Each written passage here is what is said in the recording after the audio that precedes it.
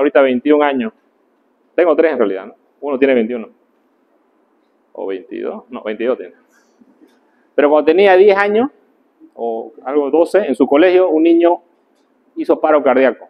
Se cayó. Y el médico, tienen un médico en el colegio. Y el médico fue a socorrer al niño. ¿Y saben qué hizo el médico? Apártense, dijo.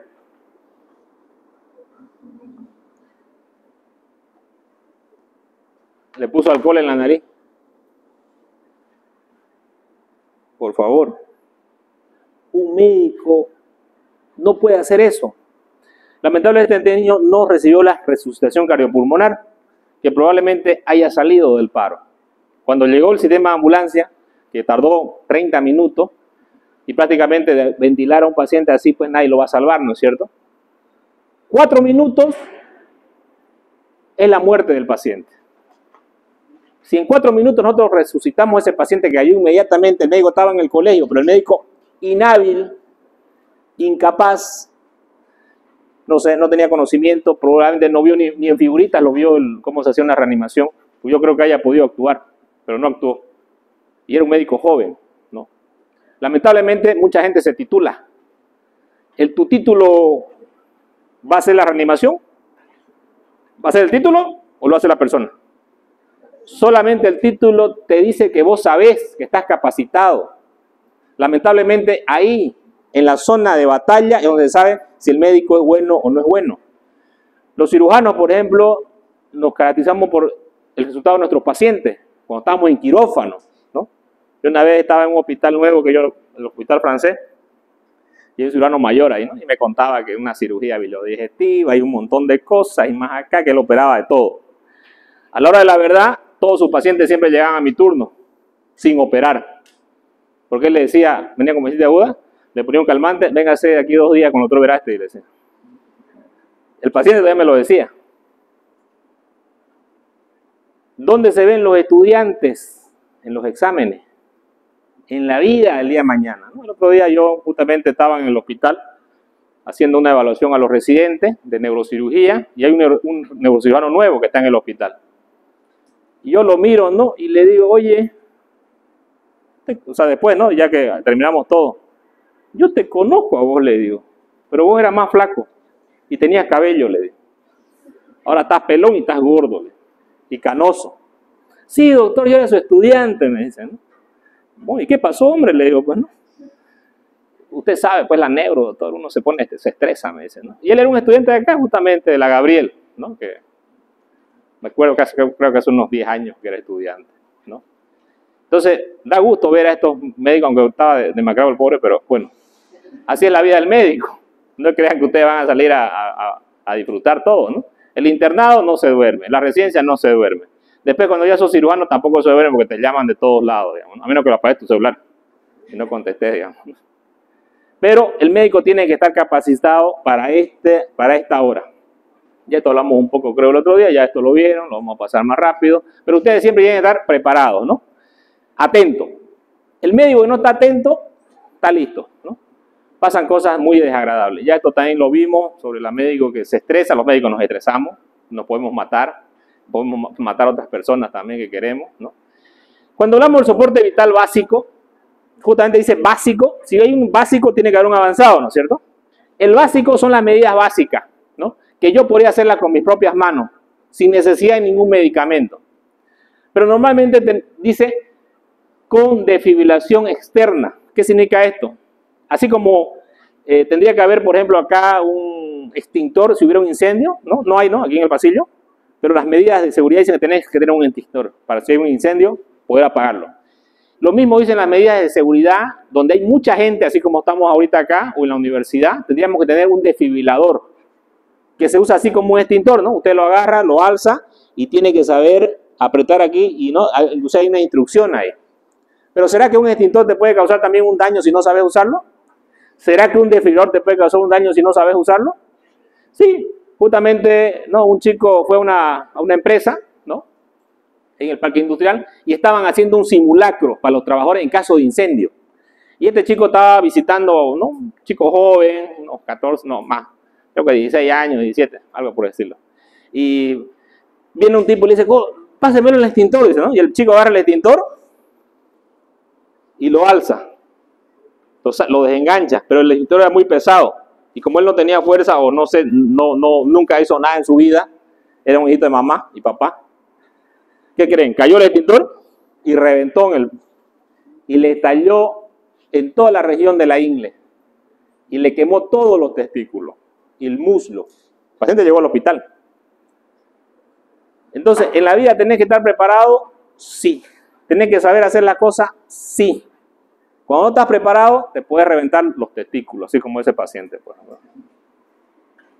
¿Y será que si no sabes hacer esta, también puedes pasar? Puede pasar. ¿Será que yo puedo demandar a un médico que no reanimó a mi mamá? ¿O a mi hijo cuando estaba en el colegio? Y el tipo, yo sé que es médico, y yo también soy médico y sé que podía haber vivido si es que lo reanimaban adecuadamente. ¿Lo puedo demandar? Pero claro, tengo todo el derecho a demandarlo. Porque lo que se demanda es la mala actuación del médico o la inhabilidad del médico. ¿Por qué no actuó el médico? Es una pregunta que yo me hago. Pero yo sé la respuesta. La respuesta es que el tipo no sabía. No sabía. Nunca estaba preparado para ese, porque él veía niños que están ahí en el colegio. No era un médico que estaba recién nomás de 2 días ahí en el colegio, ya llevaba años. Si mi hijo tenía 13 años, el médico estaba 13 años en el hospital. Pero era el primero que salía, ¿no? Antes los niños ya salía el tipo, ¿no? Yo lo veía saliendo, yo iba a recoger a mi hijo y lo veía el médico saliendo ahí. ¿Será que en 13 años no puedes capacitarte?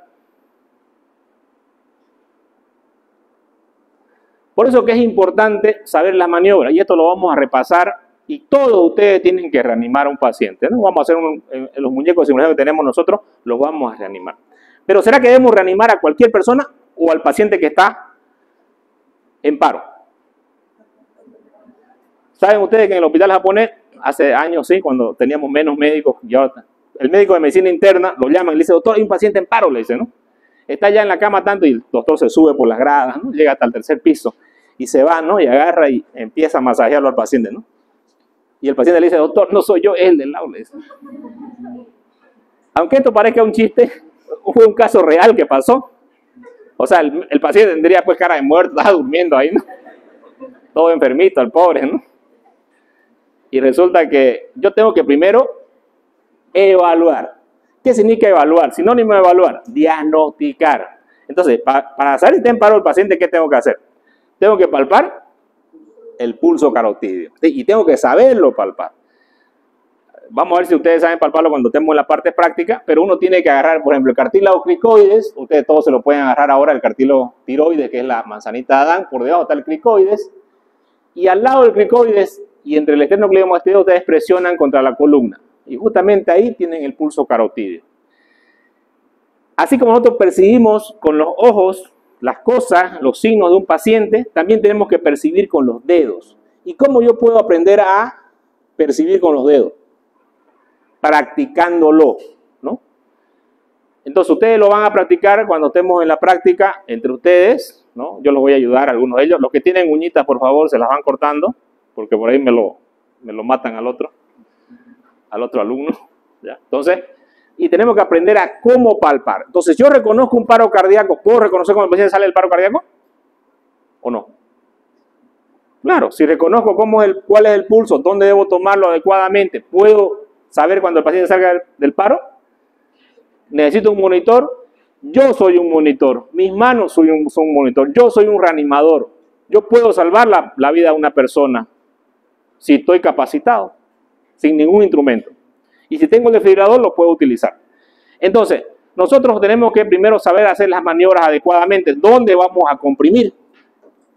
Nosotros, ustedes tóquense aquí, tienen la apéndice sifoide, ¿no? Todos tienen. Yo no creo que haya alguien sin apéndice. Por encima de esto, 3 centímetros, en el centro del tórax es donde yo tengo que asentar el talón de la mano. Y mis manos siempre tienen que estar así como está aquí, ¿no? Recto, en ese ángulo. De todas maneras, cuando hagamos la práctica, lo vamos a practicar esto de una forma adecuada. Lo primero que vamos a hacer tras que nosotros reconocemos el paro cardíaco es activar la cadena de supervivencia, ¿no? ¿Y qué pasa cuando el paciente hace un paro cardíaco? Va a haber una hipoperfusión al cerebro, a los pulmones y al corazón. Y esta hipoperfusión lo va a matar, ¿no? O sea, el tiempo que yo reanime es bastante importante. Primero, llamar al sistema de ambulancia, ¿no? Yo puedo agarrar el celular, si estoy solo, agarrar el celular y llamar al 118, 179, hay un montón de números, 169 UDEN, un montón de números que ustedes pueden llamar, 110 por último, a la policía. También la policía tiene una operadora, que esa operadora puede mandar una ambulancia, ¿no? Y rápidamente una ambulancia va a llegar al lugar donde ustedes estén, si están dentro de la ciudad, por lo menos en unos 30 minutos. Pero en 30 minutos, ustedes tienen que estar reanimándolo hasta que llegue la ambulancia. Y tenemos que hacer la maniobra de compresión en el tórax, que se hace a una frecuencia de 100 a 120 por minuto, ¿no? Y tengo que hundir el tórax entre 3 a 5 centímetros. Si yo no hundo el tórax adecuadamente, mi reanimación es inefectiva. No es efectiva. Luego tengo que dar, si no tengo nada para ventilar al paciente, yo puedo dar 2 ventilaciones. Entonces, 30 compresiones, 2 ventilaciones es una regla que ya se aplica, que antes era 15-1, ya no se hace eso, ¿no? 30-2, ¿no? Eso es ya universal, ya está comprobado. Entonces, ¿qué es la cadena? La cadena de supervivencia es aquella que yo voy a activar si es un paro intrahospitalario o un paro extrahospitalario. Cuando es paro intrahospitalario, esto cambió, digamos. Esta es una del 2021 del manual de la ACLS. Fíjense ustedes que acá tenemos nosotros un teléfono, ¿no? Generalmente tenemos ya ahora los grupos de WhatsApp, ¿no? En el grupo de WhatsApp, paciente en paro, si estoy en el hospital, en la cama tanto, ¿no? Y todos vamos ahí, empezamos a hacer la reanimación cardiopulmonar. Inclusive la podemos hacer avanzada en el hospital porque tenemos drogas vasoactivas que podemos usar en el paciente. Y podemos también usar el desfibrilador y luego lo pasamos a una unidad de cuidados intensivos o intermedios. Si es un paro extrahospitalario, activamos primero, ¿no? La activación, realizamos la reanimación, usamos el desfibrilador automático, la ambulancia lo va a llevar al paciente al hospital. Si ustedes no recuperan, la recuperación cerebral tiene que ser en 4 minutos, ¿no? En medidas de soporte vital básico. Si en 4 minutos no hicimos lo adecuado, nos vemos. Y si es en el hospital un paro monitorizado, que se llama, por ejemplo, yo estoy operando a un paciente y de pronto me hace paro. 8 minutos para el soporte vital básico avanzado, más tiempo, porque ya el paciente está intubado y lo estoy reanimando, ¿no? Esto no hay que olvidarse, ya es un mnemotécnico bastante sencillo. ¿Cuáles son las indicaciones para iniciar el soporte vital básico, ¿no? Debe iniciarse siempre antes de todo RCP, excepto cuando usted no va a hacer un paro, ¿no? No va a hacer reanimación de un paciente. Obviamente en aquellos pacientes que haya un riesgo de muerte del reanimador, por ejemplo, si estoy aquí, qué sé yo, con un profesor que tiene ya no sé cuántos estén en el corazón, no le voy a poner a reanimar pues a él, ¿no? Él no puede reanimar, ¿no? Porque si reanima se muere, digamos, ¿no?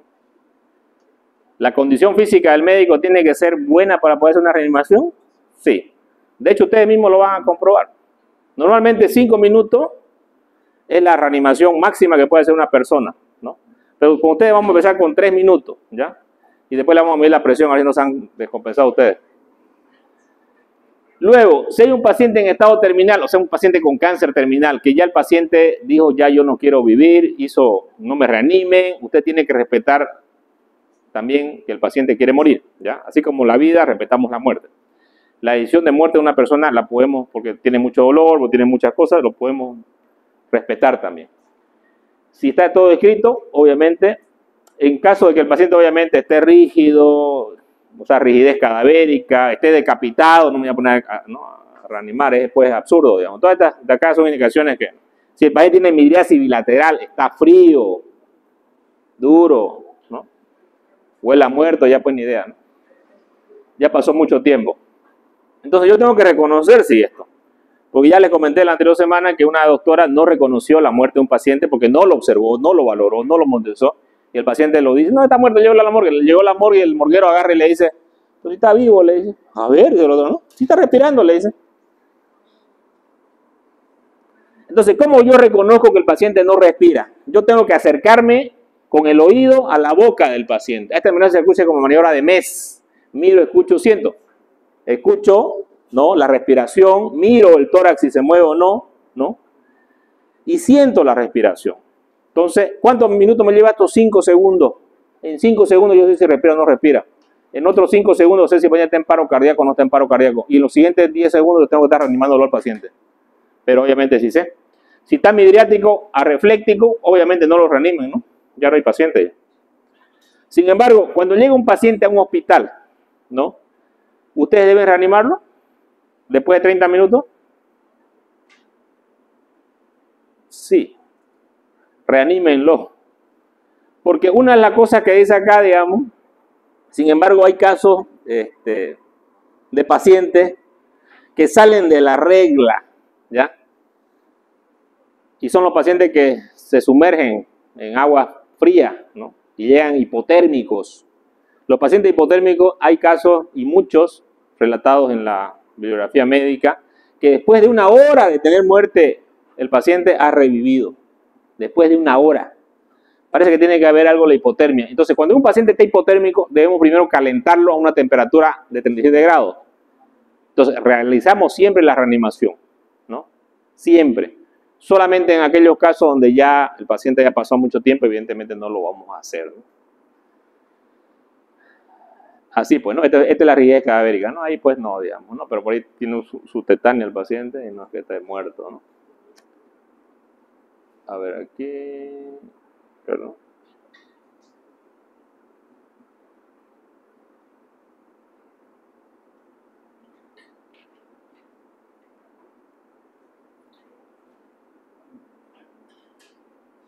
Ah, ya, aquí era, ¿no?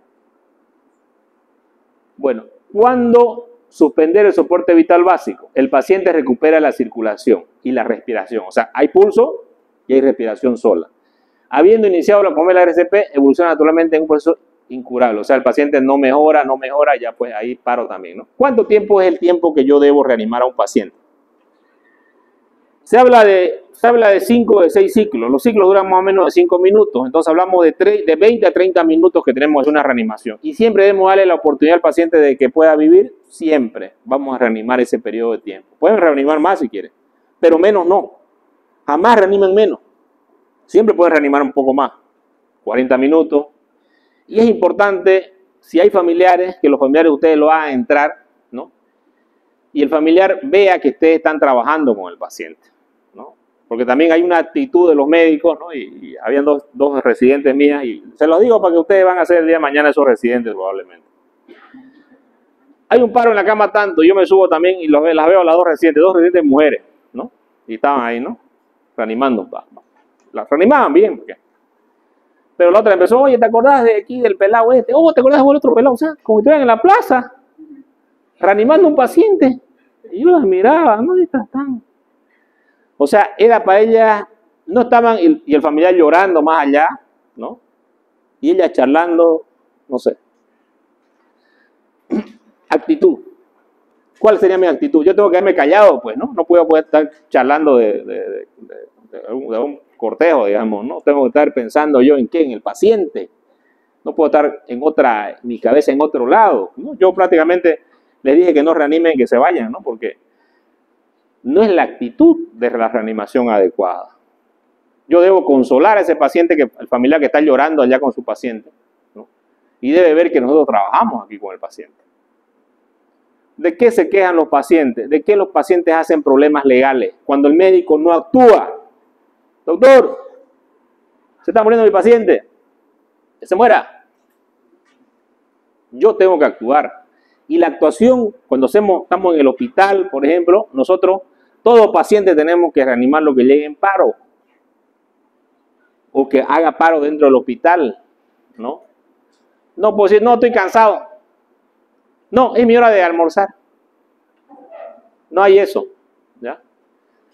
Un colega mío, un profesor mío decía, los albañiles, ¿no? Llegan a las 12, dejan la mezcla ahí, se van a comer, después duermen un ratito, después juegan un partidito de fútbol, creo, después empiezan con su bolito, y a las 3 horas después vuelven a hacer el trabajo. ¿Los médicos podemos hacer eso? No, no puedo. A veces tengo que quedarme más el tiempo que yo tengo que estar en el hospital. Y si un paciente está en paro, ¿yo puedo dejarlo al paciente en paro sin reanimarlo? Es que me está esperando mi mujer allá afuera, digamos. No, tengo que reanimarlo. No puedo. Hay situaciones donde yo no puedo. Entonces, eso es actitud. si no se administró descargas eléctricas antes del transporte. En caso de aplicación del soporte vital básico avanzado, el SCP puede ser suspendida tras 20 minutos de maniobras, excepto en aquellos casos, ¿no? De ahogamiento, pacientes con hipotermia, lo que yo le decía, los pacientes con hipotermia debemos calentarlos, los pacientes con ahogamiento también debemos, y los pacientes que están intoxicados por barbitúrico. Otro caso que nos llevó al hospital, un pelado que le metía, no sé, uno de estos sedantes hipnóticos, y se había tomado no sé cuánto, ¿no? Llegó en coma, en terapia, intubado. Una semana intubado. ¿No? Y la familia, ay, qué bien que se murió, que se muera, digamos, decían la familia, ¿no? Porque era una ficha el pelado. Y va el neuro, le hace la valoración, pupilas areflécticas, le dicen, no, le dice muerte cerebral, le dicen, no va a salir ¿no? Después sale de terapia y ya respiraba solo ya. A los 3 días despertó. Y lo carreteaba tengan las enfermeras ahí en el hospital, ¿no? O sea, el tipo tenemos que amarrarlo porque era súper activo y aparte estaba con el síndrome de abstinencia, ¿no? Entonces, estas son las situaciones que yo les decía, hipotermia, intoxicación por barbitúrico, ¿no? En esos casos, la reanimación, inclusive la vida puede prolongarse un poco más de tiempo porque está bajo efecto de ciertas drogas o de hipotermia. El medio hospitalario, no existen recomendaciones válidas sobre cuándo suspender, ¿no? El médico puede decir, sigamos, ¿no? Hay pacientes que salen, por ejemplo, yo reanimo 20 minutos y salió del paro. Entonces, vuelve a hacer paro nuevamente. Yo digo, ¿ya pasaron 20 minutos? No. Desde que volvió el paciente a otra vez el corazón, yo tengo que contar otros 20 o 30 minutos. Por eso que acá dicen el sistema hospitalario, eso no, podemos estar 1 hora inclusive reanimando o más tiempo, ¿no? Y muchas veces descartar completamente, y muchas veces ya pedimos interconsulta con los especialistas, ¿no? ¿Quién será el médico más capacitado en un hospital para la reanimación cardiopulmonar? El emergenciólogo, el intensivista, el anestesiólogo, ¿no? Entonces nosotros vamos pidiendo interconsulta con todos ellos, ¿no? No es lo mismo que se me muera a mí solo que se nos muera toditos, ¿no es cierto? Porque yo tengo un respaldo, ¿no? O sea, todos intentamos salvarlo y no se pudo. Vinieron los especialistas, le pusimos droga vasoactiva, todo tiene que estar relatado. Y muchas veces en las emergencias de los hospitales nosotros tenemos cámaras, que las cámaras están viendo nuestro trabajo que nosotros estamos haciendo. Porque algún familiar puede decir, no hicieron nada, lo dejaron morir, ¿no? Tenemos cámaras y muchas veces es lo que yo decía, podemos hacer que el paciente ingrese dentro del hospital y ver esto, ¿no? Aquí es importante que nosotros, si estamos en el hospital, vamos a monitorizar al paciente con un monitor que nos va a decir la frecuencia cardíaca, ¿no? Constantemente, la presión arterial, la oximetría de pulso. Cuando estamos haciendo la reanimación, ¿no? Aquí, ustedes están haciendo la reanimación, ustedes están así, como esa canción, ¿no? Con el corazón en la mano. Pero ustedes están reanimándolo y son su última oportunidad de este paciente, ¿no? Son su última oportunidad. 4 minutos. Si actúan rápido, si reconocen rápido el paro cardíaco. Esto es importante, saber palpar los pulsos, ¿ya? Algunos saben, yo sé, otros no saben, pero vamos a aprender todos a palpar un pulso, ¿no? Pulso radial, el pulso carotídeo. El pulso carotídeo es el último que se pierde. Muchos agarran y palpan en esta parte de acá, por debajo de la, ¿no? Aquí está el bulbo carotídeo. El pulso está a lo lateral del cartílago cricoides, aquí abajo, no es arriba, ¿ya? Entonces debemos aprender a palpar el pulso. Si yo sé palpar el pulso, sé reconocer un paro cardíaco. Sé reconocer un pulso que está débil, ¿no? Sé reconocer un pulso que está alto, ¿no? Entonces es importante valorar. Si ustedes apretan el bulbo carotídeo, lo que pueden causar en el paciente es una bradicardia, ¿no? Que es una de los masajes que se hacen, ¿no? Masaje del bulbo carotídeo cuando hay una arritmia cardíaca también, ¿no? Nosotros cuando manejamos un paciente traumatizado tenemos el ABC, ¿no? Primero vía aérea, luego ventilación y luego circulación. ¿Por qué aquí es al revés? ¿Por qué creen que empezamos por CAB? ¿Alguien me puede decir? Para que haya oxigenación al órgano. Hacemos como que simulamos que el masaje cardíaco es como que el corazón latiera y envíe sangre a las diferentes partes del cuerpo. Por eso primero la compresión y después la vía aérea. Esa no es la respuesta. Pero está caliente, caliente. Para empezar, ¿qué fue lo primero que falló? El corazón, ¿no es cierto? Por eso, lo primero que va a fallar es el corazón y luego va a fallar la respiración. Hay pacientes que hacen paro cardíaco y todavía hacen esta respiración, una respiración agónica, ¿no? Se llama respiración en boca de pescado. gasping también le hablan en inglés, ¿no? Ahorita hace así, como una bocanada de aire. El paciente sigue respirando, pero está en paro cardíaco. Entonces, ¿qué sería lo lógico? ¿Que yo inicie la vía aérea o que yo inicie la reanimación? La reanimación, porque el problema es cardiológico. Puede ser que con la reanimación, inclusive yo revierta esto si lo he hecho bastante rápido. Por eso se ha cambiado. Compresión, vía aérea y ventilación. Antes no era así, antes era diferente. Y me acuerdo que estaba en una clase, ¿no? Y justamente un alumno me dice, doctor, se está equivocando usted. ¿Por qué, Leo? Ha cambiado. A ver, lo voy a revisar, le dije, ¿no? Y de verdad que lo revisé y sí tenía razón el estudiante. Y este estudiante era muy buen alumno. Y pasaron unos años y él estaba haciendo la especialidad de urgencia en la Caja Nacional. Ya iba a ser R3. Y lo atropellaron. Porque andaba en moto. Así que los que andan en moto, por favor, no anden en moto. Lo atropellaron y murió lamentablemente, justamente cuando iba a ser R3. Y era un excelente estudiante, fue un excelente residente, ¿no? Y lamentablemente murió en un accidente de tránsito, ¿no? Y él quería que lo lleven a la caja, ¿no? Al japonés, ¿no? Pero lo llevaron a una clínica por ahí por el kilómetro 9 porque él vivía por ese lado y lamentablemente tenía muchas fracturas y murió después llegó a la clínica, ¿no? Pero murió en la clínica. Entonces, aquí están las compresiones. Esto es literatura, todo está de un libro que lo saqué todo porque siempre me gusta buscar en literatura, no hablar yo de memoria, ¿no? Para que ustedes vean todo y no, también si quieren estudiar lo pueden estudiar acá directamente. Valoración de la efectividad del soporte vital. ¿Será importante ser efectivos? Es importante. La efectividad es importante porque es lo que nos caracteriza, ¿no? Yo puedo ser, médicos hay harto, efectivos yo creo que muy poco, cirujanos hay harto, igual. Buenos cirujanos hay poco. Docentes hay montones. Buenos docentes hay poco. ¿Y de qué significa que sea bueno o malo? De tu efectividad. La efectividad es la que va a decir que si yo hago una buena reanimación y puedo sacar al paciente. Evidentemente no quiero decir que siempre ustedes van a sacar a un paciente de la reanimación. Porque desde un paciente que tiene un infarto masivo no lo van a poder sacar. Pero ¿qué es lo que medimos nosotros acá? Que ustedes hagan el trabajo adecuadamente con el paciente. Que ustedes hagan las compresiones. ¿Cómo yo mido la efectividad de una compresión? Si ustedes hunden adecuadamente el tórax. Si ustedes hacen el rápido, ¿no? 1, 2, 3, 4, así, ¿no? No que ustedes hagan 1, 2, no puede, ¿no? Entonces la efectividad se mide por eso. ¿Y cómo valoro yo cuando el paciente ya salió? Que haya una disminución de la midriasis, que haya un reflejo fotomotor, significa que todavía no estoy muerto cerebral, reflejo corneal presente, presencia de movimiento de defensa de estímulos dolorosos y recuperación de la respiración espontánea, ¿no? Todas estas cosas son muy importantes que el médico debe valorar. Entonces yo tengo que tener una linterna, ¿no? O si no, con mi celular le pongo la linterna y puedo valorar las pupilas del paciente. Acá tenemos un... Esto no lo vimos, no lo vimos. Sí. Pero para hablar de efectividad, ¿cuánto tiempo de verdad se puede hacer la compresión? Porque no creo que sea para... Tras que el paciente salga del paro, ¿no? Cuando el paciente sale del paro. O sea, estamos hablando del paciente acá.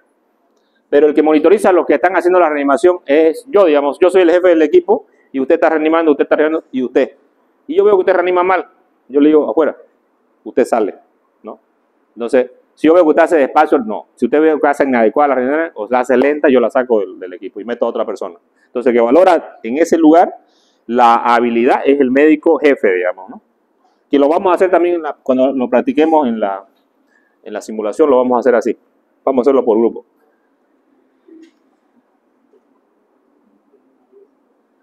Muy bien, este es un algoritmo que lo voy a poner en grande acá. Primero, ¿qué debo comprobar? La falta de respuesta y respiración, ¿no? Luego, el paciente no responde, no respira, anormal, signo de gasping, activar el sistema de emergencia, ¿no? Conseguir un desfibrilador automático. Un desfibrilador automático es un aparato que se coloca, monitoriza y solo da la descarga. No lo tenemos acá en la simulación uno de ellos. Comprobar el pulso en más o menos 10 segundos. ¿Existe pulso o no existe? Si no existe pulso, debo hacer las compresiones. 30 compresiones, 2 ventilaciones, ¿no? Si hay el desfibrilador, lo voy a utilizar, que automáticamente el desfibrilador mide si está en desfibrilación el paciente y él da la descarga. Entonces le dice, aparte de serle, o sea, por eso es automático, ¿no? El que tenemos en el hospital es uno que nosotros lo programamos, ¿no? Lo programamos y nosotros damos la descarga. Nosotros vamos a manejarlo al desfibrilador. Pero ese se maneja solamente en el hospital y con personal capacitado. En cambio, el DEA lo puede utilizar cualquier persona Esto, el soporte vital básico es para cualquiera, no es para los médicos. Los médicos tenían que saber lo mejor todavía. Primero, si compruebo el pulso, puedo administrar ventilación cada 5 a 6 segundos, ¿no? Comprobar el pulso cada 2 minutos, ¿no? Cada 2 minutos yo valoro si el paciente ha salido del paro. Si el paciente ha salido del paro, yo sigo reanimando, ¿lo puedo volver a meter en paro? Sí. Entonces es importante que cada 2 minutos yo valore si el paciente tiene pulso carotido. Si el pulso vuelve, yo dejo reanimar. ¿Ya? Eso es importante que lo hagamos. Criterios de alta calidad del RCP. Frecuencia de compresiones de al menos 100 veces por minuto. Profundidad de la compresión torácica, no menos de 5 centímetros. Permitir la expansión del tórax tras cada compresión. Minimizar la interrupción de las compresiones torácicas y evitar la excesiva ventilación. Ahora, en medicina no siempre tienen ustedes una regla. A ver, si están reanimando a un anciano, le van a meter las costillas 5 centímetros. El tórax no tiene elasticidad, entonces yo tengo que de repente comprimir al anciano un poquito menos, digamos. Si es un bebé, ¿será que tengo que hacer las compresiones con la mano? Tengo que hacer antes con los dedos, ¿no? Entonces, por eso que el médico tiene sentido común. Bueno, cualquier persona tiene sentido común. Y el médico tiene que tener más sentido común todavía, ¿no? Yo cuando era residente me acuerdo que yo una paciente anciana y vino un residente, así se reanima, verás, mira, me dijo, y el tipo era uno que hacía ejercicio, la fracturó la abuelita, ¿no? Fractura de costales del lado derecho y del lado izquierdo. Al final, yo no sé si murió por el paro, creo que ella tenía, o murió por la fractura que este colega le hizo, digamos, ¿no? Pero no tenía que ser bruto, digamos, ¿no? O sea, él fue bastante bruto al hacer la reanimación con la paciente, ¿no? Prácticamente su costilla se podía palpar el enfisema subcutáneo y la fractura. Entonces, eso yo tengo que tener sentido común cuando yo hago una reanimación, lo debo hacer adecuadamente. Y yo tengo que tener cuidado cuando la persona es pequeña, ¿no? Si yo soy muy fuerte, puedo también producir lesiones en el paciente. Por eso es que es importante hacerlo con cuidado. En un niño, dependiendo del tamaño del niño, si es un bebé prematuro, lo hacen con los 2 dedos, ¿no? Con 2 deditos. Pueden usar la palmita de la mano, digamos, ¿no?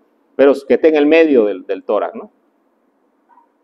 O si no, también lo agarramos así, ¿no? Agarramos al bebé así, ¿no? Y lo podemos hacer así, ¿no? Va a depender del tamaño del niño. Si hay una RCP no presenciada, al inicio del RCP demorado más de 4 o 5 minutos, puede ser conveniente practicar una RCP durante de 1.5 a 3 minutos antes de intentar la desfibrilación, ¿no? Comprobar el ritmo desfibrilable. ¿Tiene ritmo desfibrilable? Aplicar descarga inicial inmediatamente RCP 30-2, ¿no? 30 compresiones, 2 respiraciones. Durante 2 minutos, continuando según las indicaciones del DEA. Si no hay ritmo desfibrilable, iniciar inmediatamente RCP 30 compresiones, 2 ventilaciones durante 2 minutos y comprobar ritmo cada 2 minutos. Continúa hasta la transferencia del equipo al soporte vital básico o la vística comienza a moverse. Aquí está un algoritmo que indica solamente cómo ustedes hacen las compresiones, ¿no? Un poquito gráfico, pero esto es importante es practicarlo, ¿no? Y lo vamos a practicar, ¿no? Si yo tengo un desfibrilador, ¿puedo dar un golpe en el tórax? Sí, es una maniobra permitida si ustedes no tienen un desfibrilador. El golpe en el tórax tiene que ser como un golpe de martillo, ¿no? Entonces lo tenemos que dar en este sentido, ¿no? Como un golpe de martillo. No van a hacerlo así, ¿no? Siempre como un golpe de martillo. Y fuerte en el centro del tórax, ¿no? Esto puede revertir una taquicardia ventricular si no tenemos un desfibrilador. Es importante valorar si hay ritmos no desfibrilares como una sistolia, por ejemplo. No podemos, si no hay fibrilación, no podemos revertir, ¿no? O actividad eléctrica sin pulso, ¿no? El paciente no tiene pulso, pero tiene actividad eléctrica. Entonces el paciente está en paro nomás, ¿no? Aquí está lo que preguntaban, ¿no? 5 ciclos, 32 minutos más o menos es el tiempo, ¿no? Si cada ciclo dura 5 minutos, ¿no? 5 van a ser 25 minutos más o menos, ¿no? Aquí están los ritmos desfibrilables, fibrilación taquicardia ventricular, ¿no? Sin pulso, fibrilación ventricular, ¿no?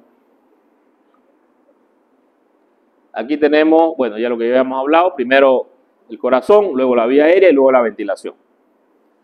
La reanimación. Bueno, acá hay un curso que lo hacen los médicos que se llama ACLS, ¿no? Que es para capacitarlos a los que no están capacitados, pero en realidad debemos aprender de estudiantes esto, ¿no? Y ya aquí habla mucho sobre el tratamiento de esto, ¿no? Por ejemplo, esto es lo último de 2021, ¿no? A pesar de los avances,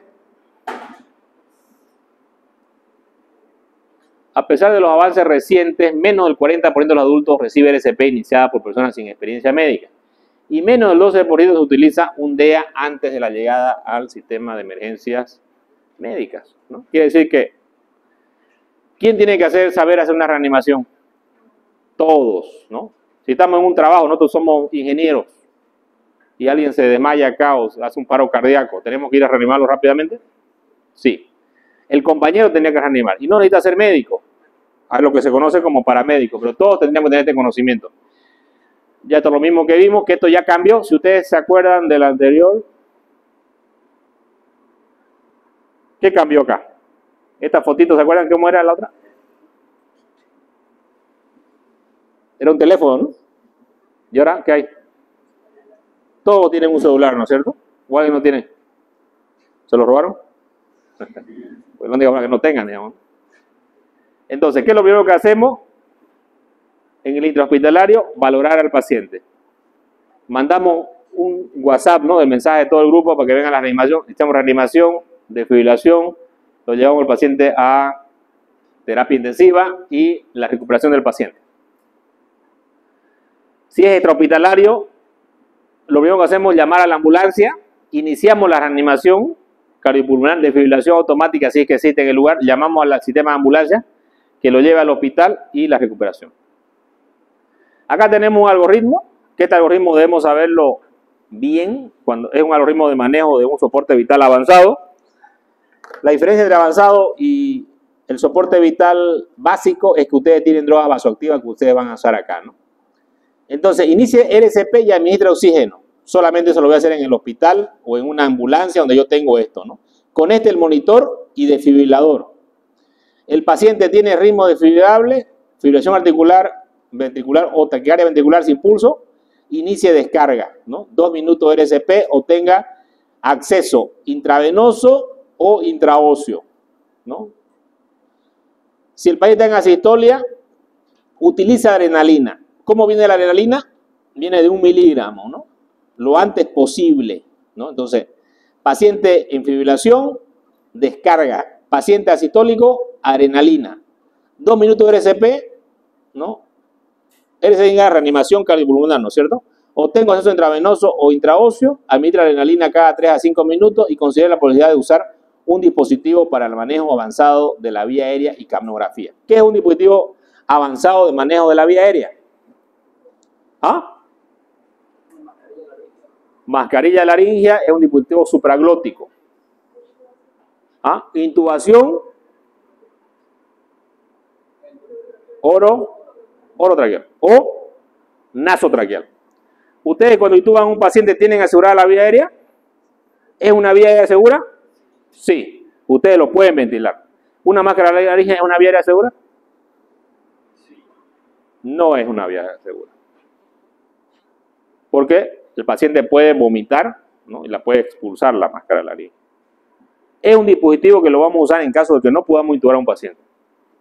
Pero no es una opción de entrada. Porque no es segura. Pero es rápido, ¿no? Como ejemplo, en una ambulancia. Pero la intubación también es rápida, se va a hacerla, ¿no? Ustedes van a aprender a hacerla rápido. O si no la aprenden este año, la aprenden al año, no se preocupen. Pero la van a aprender. En menos de 1 minuto tienen que intubar a un paciente. A un muñeco, ¿no? Si lo hacen en un muñeco, en un paciente lo van a poder hacer también. Bueno, seguimos. 2 minutos de RCP, el ritmo es desfibrilable. No, sí. Es desfibrilable. 2 minutos, administra adrenalina cada 3 a 5 minutos. Ritmo desfibrilable. No.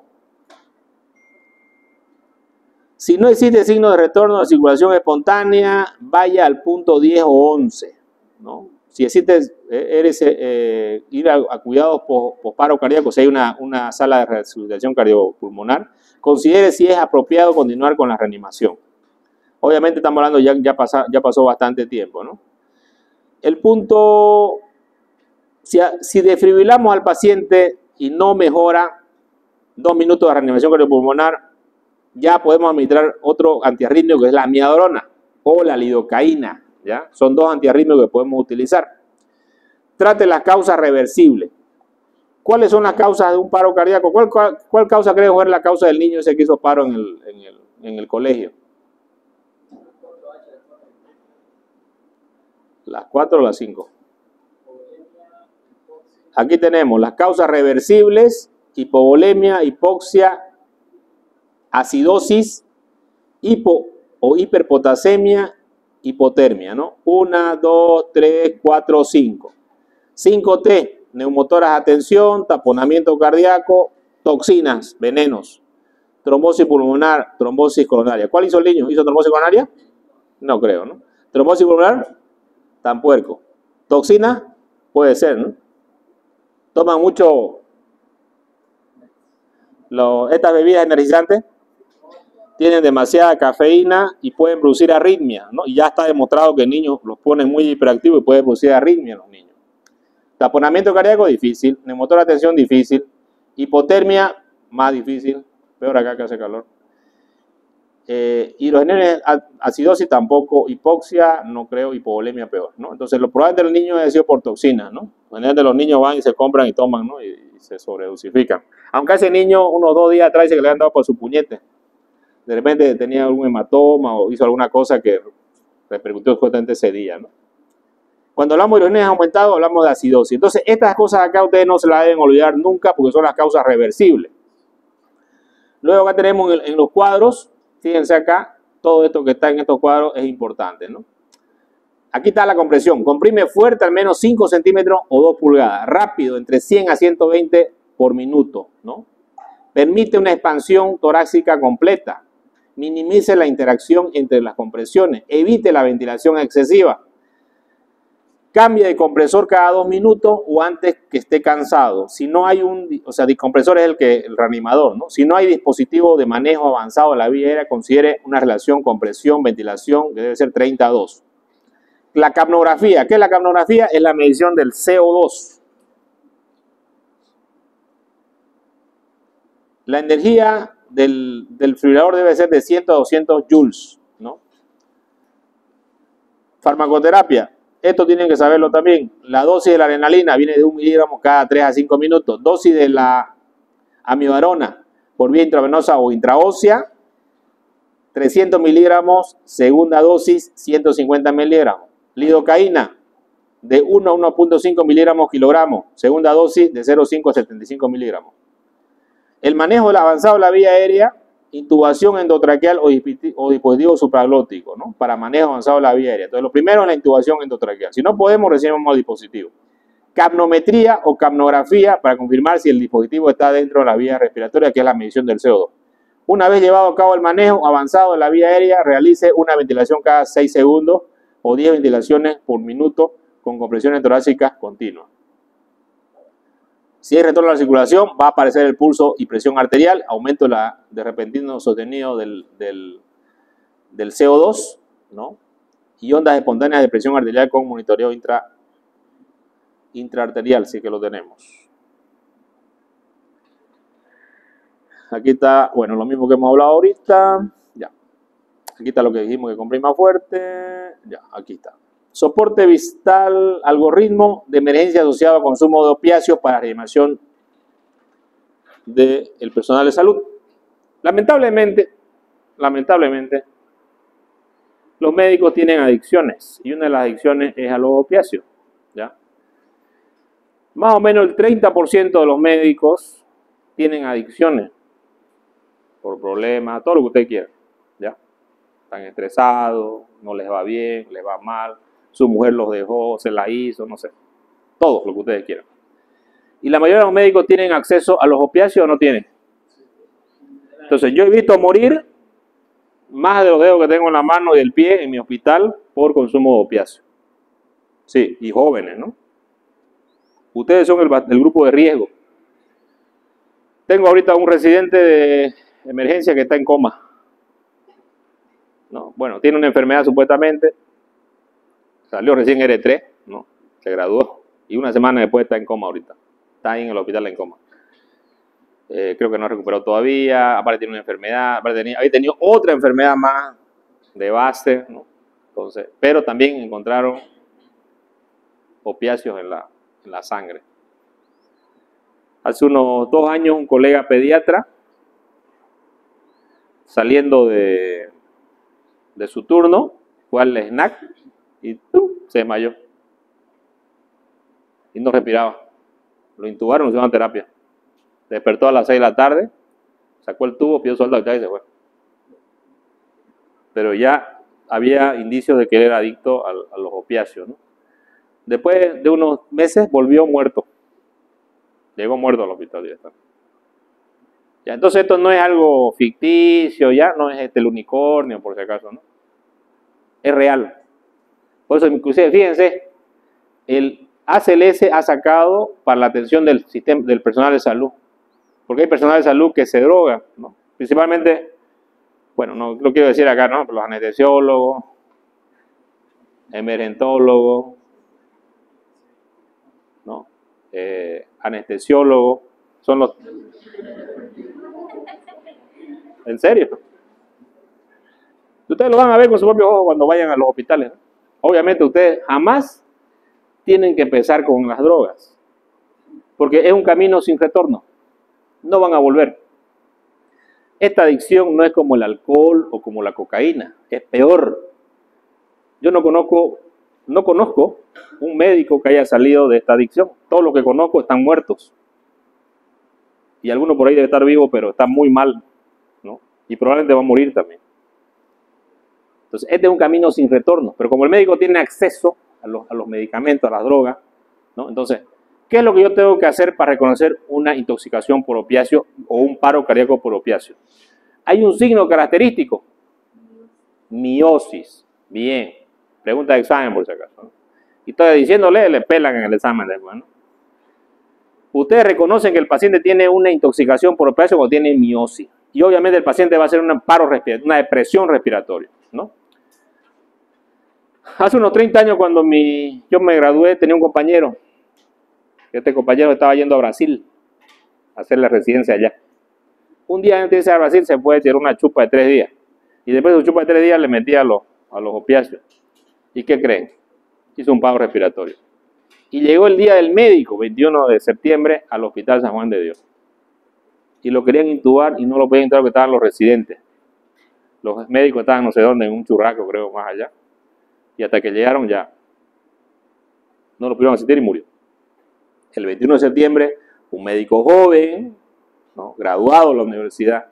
Entonces, solamente tengo un pequeño consejo. Las drogas nunca van a volver para atrás, ¿ya? Si ustedes empiezan, no van a salir, ¿no? Yo estoy, o sea, vayan a correr, ¿ya? Búsquense una actividad, digamos, ¿no? A nadar, lo que ustedes quieran, ¿no? Hagan crossfit, pero jamás empiecen con que voy a tomar un ansiolítico, porque los ansiolíticos también empiezan con ansiolíticos y luego llegan a los opiáceos. O empiezan con el alcohol y luego llegan a los opiáceos. Entonces, ¿qué vamos a hacer cuando tenemos un paciente que tiene intoxicación por opiáceos, ¿no? Iniciamos rápidamente la intubación, si es necesario, del paciente, y el antídoto es la naloxona. Sí, es la naloxona, ¿no? También se conoce como Marcan, ¿no? Ese es el antídoto que vamos a usar lo más rápido posible. Y esto tienen que estar preparado porque muchas veces su terapeuta va a hacer paro en su turno, digamos, ¿no? Una pregunta, cuando se usa adrenalina en el paro cardíaco, tenemos entendido que la adrenalina hay que diluirla, ¿no? Pero en este caso se la mete así directa en la ampolla. Sí, se la puede diluir o no se la diluye, no hay problema, digamos, ¿no? Lo que antes había un protocolo que se podía colocar por el tubo, ¿no? Eso ya no se puede. Siempre intravenosa. Siempre, o intraósea. Las dos vías, no hay otra vía. Pero si no tenés una vía endovenosa, digamos, le puedes colocar intramuscular, es una vía aceptable, pero no es tan rápido como la vía intravenosa, digamos, ¿no? Lo ideal es intraósea o intravenosa, es rápido que poner una vía. Y ahí va la otra habilidad, tenemos que aprender a colocar una brándula. Sí, ¿no ves? Muy bien, algoritmo de emergencia asociado a los consumos opiáceos en profesionales de salud, ¿ven? ¿No? Qué triste, ¿no? American Heart Association 2020. Obviamente, ¿ustedes creen que este problema es de Bolivia? No, Estados Unidos, España, donde ustedes quieran. Europa, son más drogos los europeos, digamos. Los argentinos, ¿qué les digo? ¿No? Se fuman todo. Por eso que el médico tiene que tener cuidado con esto, por favor, ¿ya? Entonces, nosotros vamos a iniciar la sospecha de intoxicación frente a un paciente que presente una vía aérea de presión, o sea, el paciente queda en paro respiratorio. Yo voy a hacer la ventilación, ¿no? Inicio ventilación. La persona ventila con normalidad. Sí, si ventila con normalidad, voy a alentarlo a que se despierte, voy a empezarle a hablarle, lo voy a tocar, ¿no? Voy a abrir la vía aérea, ¿no? Respirar, ¿no? Y puedo usar la naloxona. Luego, evaluación continua de esta persona en un área donde yo le pongo una vía y lo estoy observando constantemente con monitor.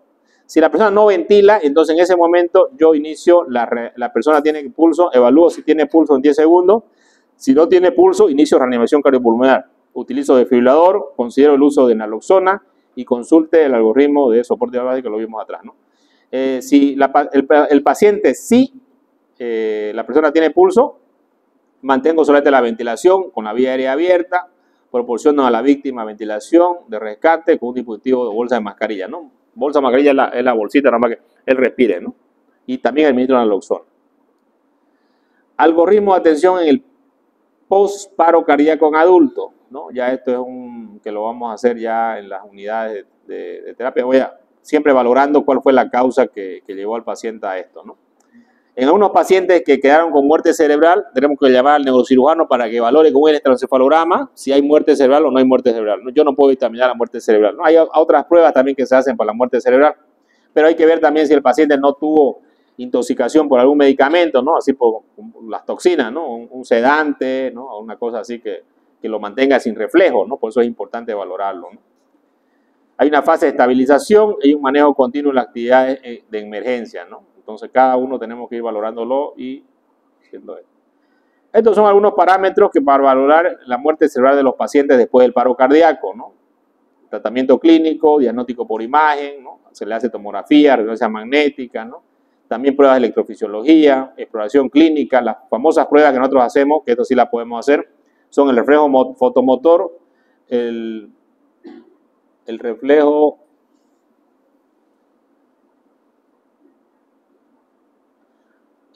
pupilometría cuantitativa y reflejo corneal, ¿no? Esas son las tres cosas que sí nosotros podemos valorar al paciente, ¿no? Las pruebas de diagnóstico para pronóstico multimodal es un plazo mínimo de 72 horas después de la normotermia, cuando está normotérmico el paciente. En pacientes que no están normotérmicos y están hipotérmicos, esto puede ser más tiempo inclusive, ¿ya? Algoritmo de soporte vital avanzado intrahospitalario paro cardíaco del embarazo, ¿no? En el paro cardíaco del embarazo hay una situación diferente. ¿Cómo la embarazada que tendrá algún problema en la vía aérea? ¿O no? ¿La vía aérea de embarazada será una vía aérea difícil o una vía aérea fácil? Si el embarazo hace que el diafragma se suba, la embarazada se engorda, cuello corto.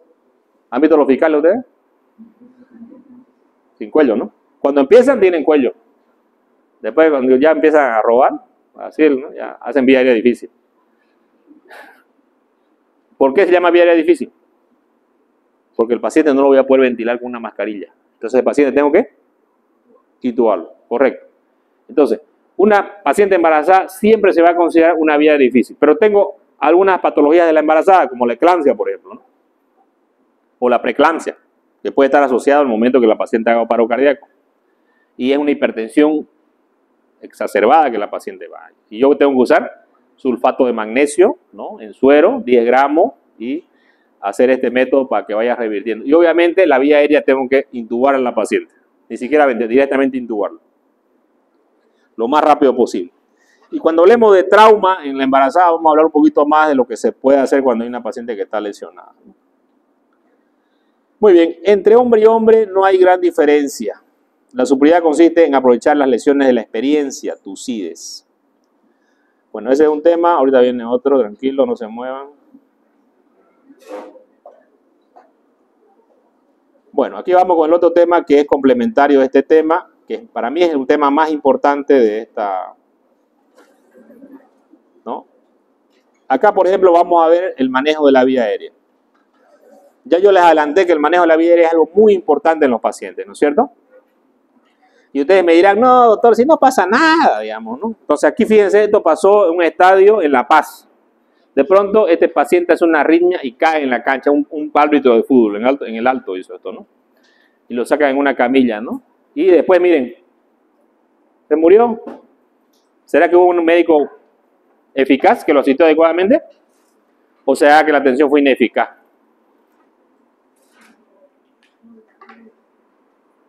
Aquí tenemos otros lugares donde los pacientes han caído, inclusive jugadores de fútbol que son atletas han caído súbitamente, ¿no? En Ecuador hubo un rayo que cayó, ¿no? Y quedaron en paro cardíaco y nadie los reanimó. Pero si yo tuviera la capacidad, ¿por qué el médico que está en una cancha no sabe hacer una reanimación cardiopulmonar?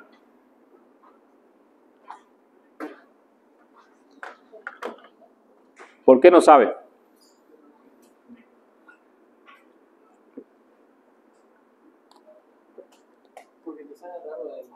Porque constantemente el que ve en la cancha, torceduras, fracturas, esguinces, se está sobando ahí, ¿no? Pero es verdad. ¿No es común que hayan paros cardíacos en una cancha o es común? No, porque son deportistas, son atletas, no se enferman, no se mueren, no hacen nada. ¿Pero puede suceder? Sí. ¿Y yo tengo que estar preparado como médico? Sí. Hay capacidades que el médico tiene que saberla. O sea, tiene que saberla y tiene que saber actuar, ¿ya? Tiene que saber actuar frente a esto, porque es importante saberlo, pero si lo sabes y no lo aplicas, no sirve de nada.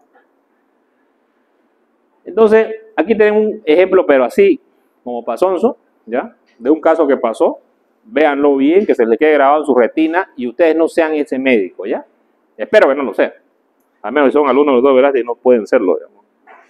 Eso va contra la regla. Esta es una pelea de... Fíjense este de acá, el de negro.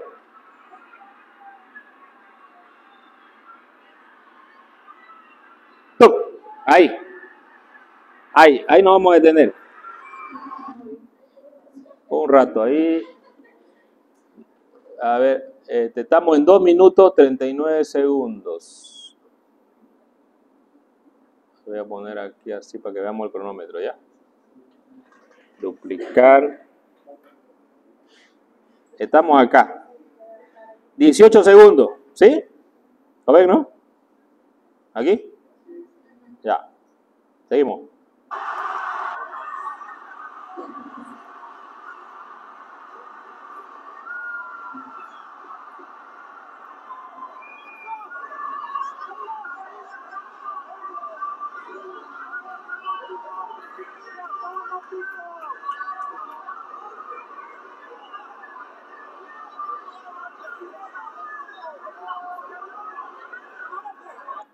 Pregunta, ¿respira o no respira? No está respirando. Y no se dan cuenta. Pero ellos no son médicos. Pero cualquier persona se puede dar cuenta que una persona no respira. Sí, te puede dar cuenta. Es sencillo. Pero ellos no se dan cuenta todavía que no respiran. Pero ya tienen una sospecha. Seguimos.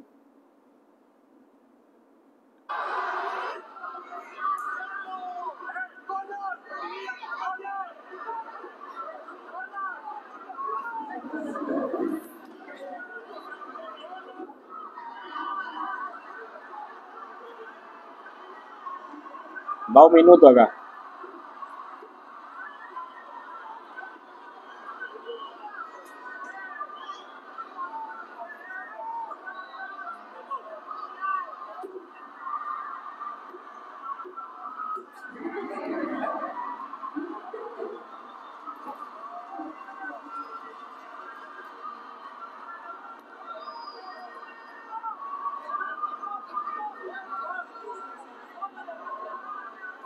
Un minuto 32 segundos.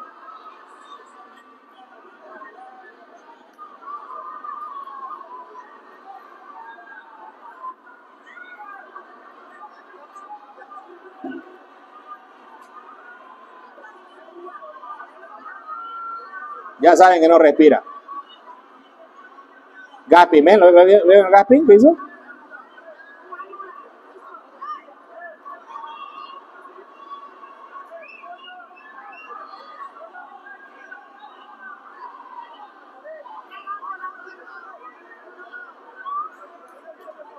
Colocan una cánula de mayo. Si no respira, solamente abrir la vía aérea es una solución. ¿Por qué? Depende, si hay 2 No hay. No ventila. Se tragó algo ahorita mientras estaba, lo han pateado, ¿no? No lo han hecho comer patada, ¿no? O sea, el paciente tiene la vía permeable, pero no está ventilando. ¿Qué tengo que hacer? Ventilarlo. Ventilarlo, pero no lo van a ventilar pues, como el médico este de allá del... Bueno, voy a decir el colegio para que no se inscriban ahí. Cristo Rey. Ahí. Eso no. Yo tengo que ventilarlo. O agarro y lo ventilo con la boca, dando presión para que entre el aire dentro del oxígeno, porque es la única forma que es el oxígeno. Pues no, él no puede hacer esto. Entonces, si no puede hacer, yo tengo que darle ventilación. Pero fíjense ustedes la actuación del médico. Ya está el médico acá. Le ha puesto una cánula. Vamos a seguir viéndolo hasta el final. Ah, perdón. Perfecto. Vamos por ahí.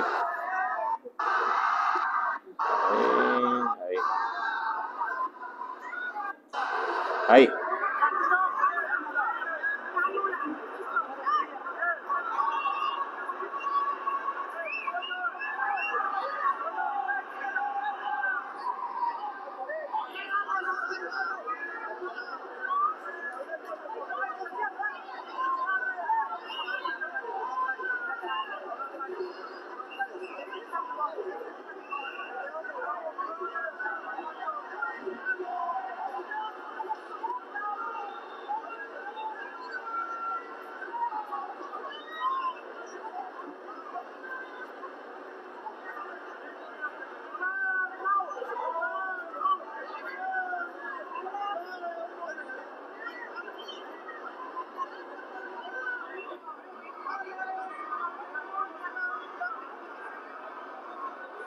Van 2 minutos 47 segundos.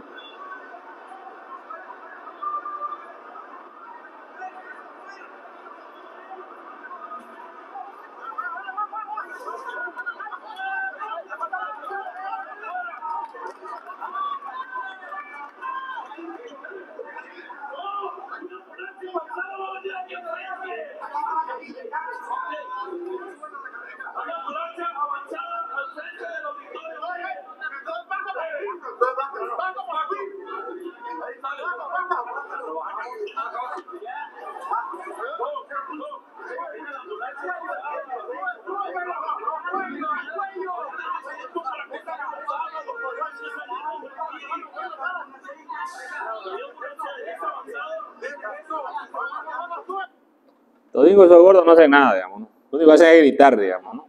Ahí no hay ninguno que realmente sepa manejar una vía aérea, porque nadie hace la asistencia a la vía aérea. Perdón. Aquí estamos aquí. Ahora quiero que lo vean al paciente, si por lo menos lo están, lo que necesitan, si ellos tuvieran una mascarilla de ambú, lo pueden mascarillar con la mascarilla de ambú, ¿no?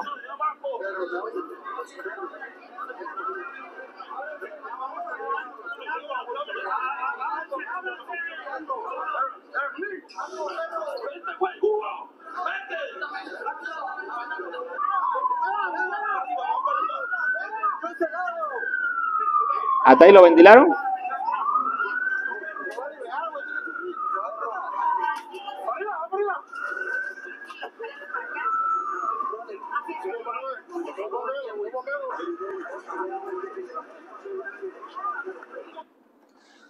Una de las cualidades del médico es saber el pronóstico, ¿no? ¿Quiere que yo lea el pronóstico de este paciente? Está muerto, ¿no? No muerte total, digamos, no cerebral nomás. Este paciente, ya pasaron 5 minutos, no lo asistieron. Pero si hubiera habido un médico capacitado y lo haya asistido ventilándolo, y si no tuviera nada, lo ventilaba con la boca, probablemente este paciente tenía más probabilidades de sobrevida que un paciente que no fue ventilado. Lamentablemente él llegó a una clínica 20 minutos después de acá, hablamos de 25 minutos, hicieron todas las maniobras de reanimación, resucitación, desfibrilación, lo que ustedes quieran, adrenalina, todo lo que ustedes quieran. Pero ya el tejido murió. Murió. Si ustedes no actúan en los primeros 4 minutos, no hay nada. Lo mismo que pasó con el niño que le digo, el colegio este murió también. Llegó la ambulancia, lo llevaron, lo desfibrilaron, nada. Muerto. La actuación tiene que tener en estos primeros 4 minutos. Si no actuamos, ya no hay paciente. Pero no quiere decir que si a ustedes le llega un paciente de un paro y ustedes están en la emergencia, ustedes, no, ya pasó señora, 30 minutos, ya se murió. No, ustedes reanímenlo, por favor, ya. Pero ustedes saben que el pronóstico es malo, ¿o no? Pero ustedes jamás en medicina pueden quitarle la oportunidad a un paciente. Su obligación de ustedes es hacer las maniobras. Evidentemente, si no sale, no salió. Pero ustedes siempre háganlas, ¿ya? No dejen de hacerlas. No digan, no, ya se murió, ya no, lléveselo nomás. Porque puede ser que esté vivo el paciente, ¿ya? Como ha pasado con ese caso. Ah, ¿por qué dejó de respirar? ¿Quién sabe? Un golpe. Trauma cervical. El trauma cervical de la C3, C4 puede producir un paro respiratorio así como este caso. Trauma cervical alto. La patada, ¿no? ¡Tic! Ahí en el japonés una chica que, bueno, su madre sabía de España, no, fueron a España, ¿no? La chica estaba borracha de 16 años en una mototrack y le dio una vuelta y se volcó. Y llegó en paro al hospital. Decían, ¿por qué llegó en paro? Decía, sí, es joven. Tuvo una fractura de columna. ¿No? ¿Ah? Claro. Lesión de alta nomás, porque el centro respiratorio está acá en la C3 etapa, ¿no? Entonces, por eso hacen paro cardíaco, ¿no? Bien. Nosotros tenemos en trauma la famosa hora dorada, pero tenemos los 10 minutos de platino. Cuando para la vía aérea tienen ustedes sus 10 minutos de platino. Si en esos 10 minutos de platino no estudian, olvídense, no hay paciente. Ahora, existen diferentes situaciones de vías aéreas, ¿no? Muy complicadas, como una fractura. Yo tengo que tener varias herramientas para ver qué es lo que voy a hacer con cada situación que voy a tener el paciente, ¿no? Una intubación es lo que más se va a requerir, ¿no? Colocar una cánula de Guedel, una cánula de Mayo para poder abrir la vía aérea es algo importante que el médico tiene que estar. Los médicos tienen que estar capacitados para esto, digamos, ¿no? Listos para la respuesta, rápidos para la respuesta, atentos a la respuesta, ¿no? Si en un hospital, por ejemplo, yo me acuerdo en el japonés, ¿no? Un caso que me pasó a mí cuando yo era residente. Yo estaba sentado ahí, ¿no? Era R2, creo, ahí en la emergencia, esperando que llegue un paciente, digamos, ¿no? Y viene el interno, un interno, me dice, doctor, me dice, ¿no? ¿Qué pasó? Le digo, ¿no? Y lo veo medio desesperado el interno. Y el interno, es que la enfermera le puso al paciente clorhidrato, me dice. Pero yo lo vi, nunca vienen a llamar por la enfermera. Si la enfermera está llamando porque algo grave, pero tampoco me dijo, doctor, el paciente está en paro cardíaco porque le han puesto un relajante muscular. No me dijo eso. Yo agarré y claro, como me fui a la carrera, ¿no? Me subí. Fui al piso. ¿Cuánto es de la emergencia? Arriba, yo no soy Usain Bolt, digamos, ¿no? O sea, corro, más o menos corrí. Llegué corriendo a la sala. Digamos que perdí unos 3 minutos. Cuando llego, la paciente estaba cianótica. Le habían puesto un relajante muscular. Por error. En vez de poner la micacina, le pusieron relajante muscular. El relajante muscular, parece que está relajado, no puede respirar solo.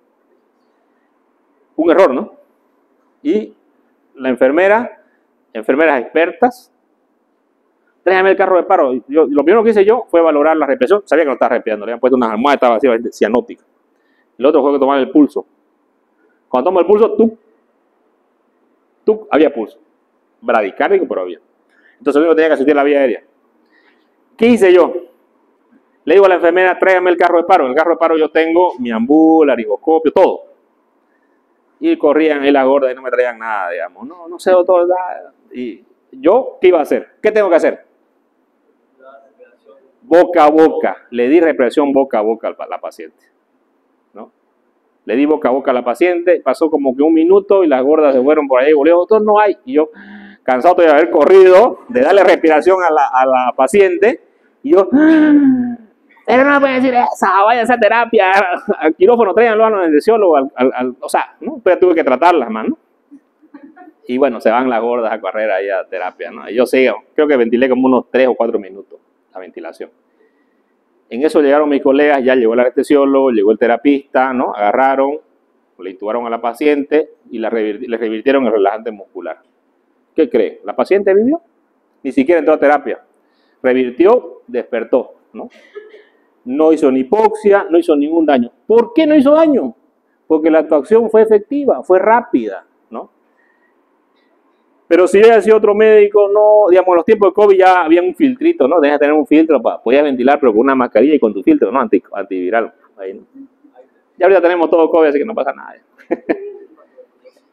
Entonces, esa paciente es una experiencia que yo tuve, ¿no? Actué rápido. Después he tenido otras experiencias en mi vida como médico, con niños pequeños que nacieron en paro, ¿no? Y bueno, en varias de las oportunidades, cuando no llegaba al pediatra, he tenido que yo reanimarlos, digamos, ¿no? hasta que llegue el pediatra y he tenido, sí, he salvado a algunos niños, digamos, ¿no? Pero siempre actué, digamos, no tuve que hacer respiración boca a boca. Sin embargo, esto es lo último que vamos a hacer si nosotros tenemos una mascarilla de ambú. Si tenemos una mascarilla, hacemos con la mascarilla de ambú, no es necesario hacerlo boca a boca, ¿no? Bueno, aquí tengo una vía difícil, por ejemplo, es difícil de intubar, es difícil hacer una traqueostomía, ¿no? Aquí le estamos colocando una traqueostomía con una cánula que es una cánula laminar, digamos, ¿no? Anular, que se puede hacer esta forma, digamos, ¿no? ¿Qué es lo que tengo que tener yo siempre? Evaluar, oxigenar y valoración. Revaloración al paciente. Evaluación es lo mismo que valoración. Oxigenar lo más rápido posible. Entonces la maniobra miro, escucho y siento, ¿no? Acercarse al paciente, escuchar, mirar y sentir la respiración para saber si el paciente respira o no. Mi primera actuación va a ser la ventilación con máscara, no la ventilación boca a boca, por si acaso, ¿ya? Pero si yo tengo el material, ¿no? En este caso, ¿qué iba a hacer? Que llegue el carro, hasta que llegue el carro, el paciente se moría, digamos, ¿no? Ya estaba hipóxico, iba a andar en paro. Intubación naso-orotraqueal, la crico o la traqueostomía. La intubación endotraqueal se considera difícil cuando la inserción del tubo requiere más de 3 intentos, dura más de 10 minutos. O sea, intento intubarlo, no puedo. Intento intubarlo, no puedo. Intento intubarlo, no puedo. 3 intentos. Vía era difícil. O ya pasaron 10 minutos y no puedo, y a veces puedo inclusive traumatizar la glotis porque no tengo la experiencia, entonces tengo que saber la técnica adecuada para hacer una intubación adecuada. Condiciones necesarias para un buen manejo de la vía aérea: apertura bucal no menos de 4 centímetros, se puede abrir. Buena movilidad de la columna cervical, ¿no? En pacientes ancianos a veces no puedo hacer este movimiento para atrás. Movilidad normal de la articulación mandibular, que puede abrir la boca. Laxitud, unión glosoepilótica, atrás, que haya una ausencia de obstáculos en el trayecto comprendido entre los dientes y la glotis, ¿no? Ahí hablamos de cuerpos extraños, fracturas de maxilar superior, tendría que usar otra estrategia. Presunción de intubación difícil. Causas obvias, fracturas maxilofaciales. Cuello corto, ¿no? Cuello de fiscal.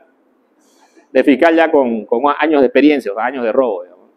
Tumor en la región bucal o cuello. Quemaduras faciales. Obstrucción de la vía aérea, causas que ocurren durante la intubación. Entonces, esta es la máscara laringea, que también hay que saber colocarla. Es más fácil que intubar a un paciente y también lo vamos a practicar. Esta es otra opción, que es el combitubo, que es un tubo que se coloca al esófago, se infla el balón y otro balón en la faringe y por acá sale el aire y va hacia allá, ¿no? Pero no es una vía aérea segura, ¿no? Pero son opciones, ¿no? En caso yo no pueda intubar a un paciente. El manejo de la vía aérea es muy importante, la asistencia rápida del paciente. El médico tiene que saber intubar y tenemos que practicar este ejercicio para intubar a un paciente, que no es una cosa sencilla, es una cosa sencilla, es fácil. Lo hemos practicado en los anteriores grupos, han podido intubar todos los estudiantes, algunos les ha costado un poquito más, otros menos, pero al final todos han podido hacer. Para aprender una habilidad, ¿qué es lo que necesito hacerla yo? Practicar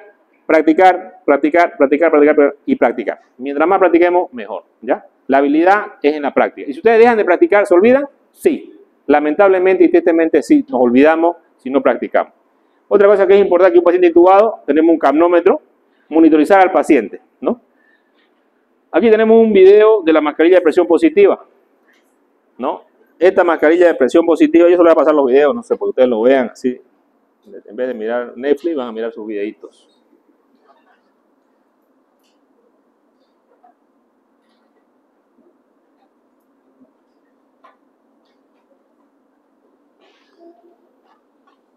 Lo primero que vamos a aprender nosotros es a hacer la ventilación con un ambú, ¿ya? Y una mascarilla. Hacerla bien esta ventilación. Porque nosotros con esta ventilación sola, tranquilamente podemos ventilar a un paciente. Ventilar significa insuflar los pulmones, ¿no? Y jamás podemos matar eso, ¿no? Eso no sirve para nada, ¿no? Entonces, nosotros debemos así, fíjense ustedes, ¿no? La forma de agarrar también, esto es importante y eso lo vamos a practicar, ¿no? Valorar si no hay ningún cuerpo extraño dentro de la vía aérea. Valorar si los dientes son postizos, sacar estos dientes postizos. Y este es un procedimiento que se hace antes de intubar a un paciente. Nunca vamos a intubar directamente, porque en la intubación podemos perder tiempo. La ventilación es, ¿no? La ventilación es la que va a salvar la vida. De repente esta paciente yo no me animaba a darle respiración boca a boca. Y decía, no, traiga el carro de paro. Y las gordas no venían con el carro de paro. Pasaron 5 minutos, intubaba, paciente muerta, ¿no? Probablemente. Entonces, la ventilación es importante, hacerla adecuadamente. Indicaciones. Para toda medicina tenemos indicaciones y contraindicaciones. Indicaciones, paciente que tiene falla respiratoria. Paciente que está en completa apnea, ¿no? Paciente que va a ser, se le ha puesto un relajante muscular, como el caso ese que no fue queriendo, ¿no? Pero para la anestesia general nosotros hacemos bloqueo neuromuscular y en este caso intubamos al paciente, ¿no? Y otras situaciones donde el paciente tenga un fallo respiratorio, ¿no? Que puede ser un paro cardíaco, una arritmia, ¿no? Lo que ustedes quieran, una hipovolemia, ¿no? Cualquier causa que produzca insuficiencia respiratoria, ¿no? Una frecuencia respiratoria que sea aumentada o sea disminuida. Contraindicaciones, obviamente cuando un paciente ventila, pues, ¿no? Son relativas. Un trauma facial severo, donde yo no pueda intubar por la vía oral, ¿no? Que exista un cuerpo extraño en la boca, ¿no? En la cavidad oral que no me permita intubarlo, ¿no? Entonces, en ese caso tengo que buscar otro acceso, como una cricotiroidotomía.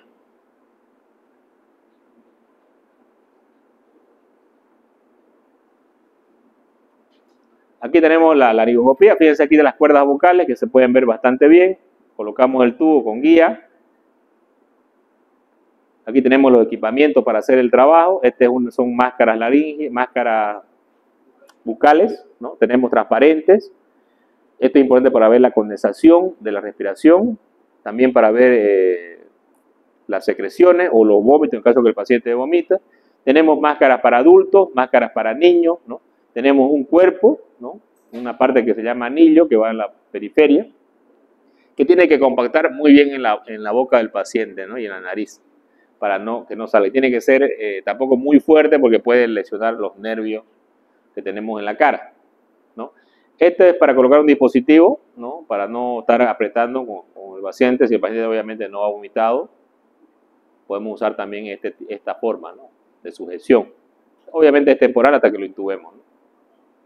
Siempre debemos revisar nuestro sistema de ventilador manual, se llama esto, mal llamado ambú, porque ambú es la marca en realidad. Pero inclusive hay un verbo que dice, no, te toca ambucear, le dicen, ¿no? O sea, te toca ventilar al interno, dice, ¿no? Pues no tenemos respirador, los internos están ventilando ahí. Tenemos pediátricos, tenemos de adultos, son los tamaños que tenemos de las máscaras, ¿no? Aquí tenemos que siempre valorar nuestro respirador manual. Este es de adulto, este da unos 500 cc, ¿no? De pediátrico también hay, y hay neonatales más pequeñitos, ¿no? Siempre tienen una válvula, que hay que revisar que esto funcione bien adecuadamente. Lo conectamos a oxígeno, ¿no? Lo podemos colocar inclusive hasta 10 litros de oxígeno, ¿no? Para oxigenar al paciente con la ventilación. O un oxígeno portátil a 6, ¿no? Tenemos dos sistemas, ¿no? Puede ser este o este, y tenemos acá los reservorios. Cuando el paciente respira solo, estos reservorios se van a llenar de CO2. Y nosotros como médicos podemos agarrar y podemos escuchar si el paciente respira o no respira, puede ser que empiece a respirar solo, ¿no?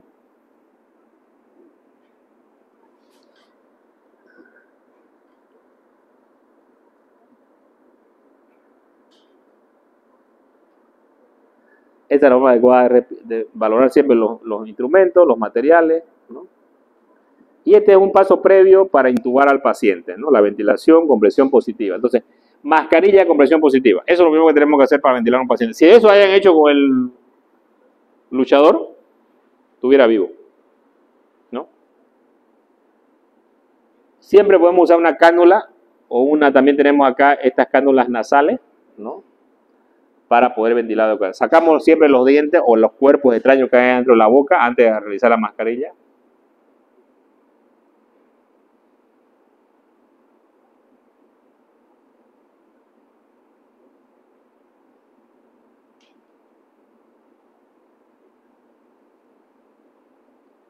Aquí habla de los cuidados de la compresión, porque si comprimimos muy fuerte podemos lesionar, ¿no? El paciente también, si vomita, se puede broncoaspirar. En pacientes con trauma no puedo hacer esta maniobra, por ejemplo, de movilizar el cuello hacia atrás. Si tiene un trauma, un politraumatizado, ahí está contraindicado, tiene que estar con collar cervical, ¿no? Y lo que hace, fíjense ustedes, la cánula de Mayo es sacar la lengua hacia arriba, porque muchas veces la lengua está ahí atorada allá atrás y es la que no permite que respire, ¿no? Incorrecto, correcto. Esto vamos a practicarlo, ¿ya? Para hacerlo bien. Y vamos a ver si esta semana podemos usarlo. Bueno, de todas maneras nos vamos a juntar allá. Ya no, si no hacemos huelga ahí mismo. Si no, para que empecemos a usar. ¿Cuándo se contraindica? Cuando un paciente tiene una lesión cervical. Si es un viejito, tenemos que tener cuidado de hacer esta maniobra porque podemos fracturarle la columna. Por ejemplo, un paciente con trauma tendría que estar con collar cervical. No podemos sacarle collar cervical para hacer esta ventilación. ¿No? Siempre tener cuidado de no comprimir muy fuerte porque podemos lesionar los nervios, el nervio facial principalmente, ¿no? Es que el paciente tenemos que tener cuidado con los obesos, ¿no? Pacientes que tengan algún daño en la cara, pacientes que tengan algún problema, ¿no? Que tengamos algún problema nosotros en la mano para poder actuar adecuadamente, o paciente que esté muy deteriorado, digamos, ¿no?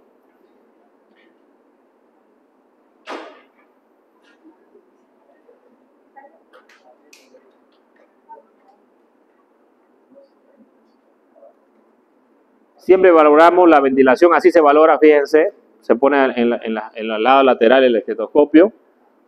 ¿Y cuáles son los signos de ventilación inadecuada, ¿no? O sea, que estemos fallando, ¿no? Que el paciente empiece a tener una discronía en la ventilación. Signos de mala ventilación: aumenta el estómago, ¿no? Se llena de aire, ¿no? El paciente inclusive se puede broncoaspirar y puede hipoxigenar, ¿no? Al valorar el oxígeno, no va a subir el oxígeno y el CO2 no va a marcar, ¿no? Este es el capnómetro.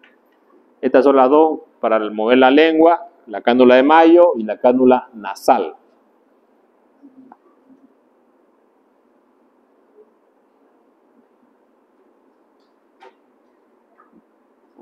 ¿Hasta qué lo tenemos?